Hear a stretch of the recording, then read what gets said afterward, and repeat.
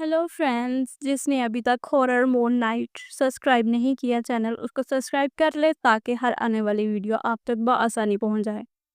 आज की जो स्टोरी है, बेचैन दुल्हन गेस्ट हाउस का राज। शहर से बहुत दूर एक पुराना कस्बा था। कस्बे के कोने में एक बुसीदा गेस्ट हाउस था। दिन में ये आम सा लगता, लेकिन रात के वक्त वहाँ का माहौल खौफनाक हो जाता। इस रात तूफानी बारिश हो रही थी।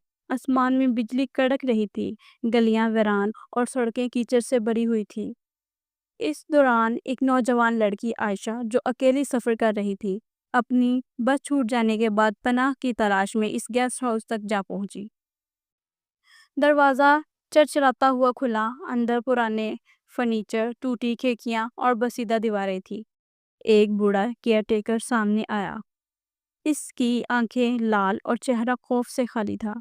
इसने आयशा को बगैर देखे कहा, बेटी, तुम्हें रात यहाँ गुजारनी होगी, लेकिन याद रखो, कमरे से बाहर मत निकलना, चाहे कुछ भी हो जाए, और अगर दरवाज़ा बजे इसे खोलना मत।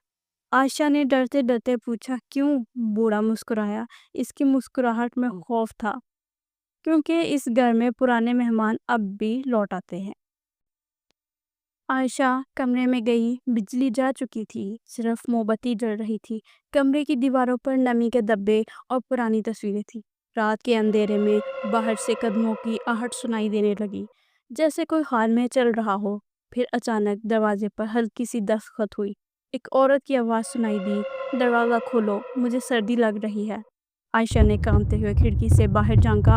हॉल खाली था, मगर जैसे ही पलटी मोमबत्ती बुझ गई और कमरे में गुप्त अंधेरा छा गया। आयशा ने मोबाइल की टार्च जलाई। अचानक देखा कि दीवार पर एक लंबा साया हरकत कर रहा है, लेकिन कमरे में वो बिल्कुल अकेली थी। साया बढ़ता गया, कभी लंबा कभी छोटा। फिर कानों में हल्की सी सरगोशी गूंजने लगी। ये मेरा कमरा है, तुम यहाँ क्यों हो? आयशा ने कुरान की आयत पढ़ने की कोशिश की, मगर लफ्ज गले में अटक गए। साया अब दीवार से निकलकर छत तक फैल चुका था।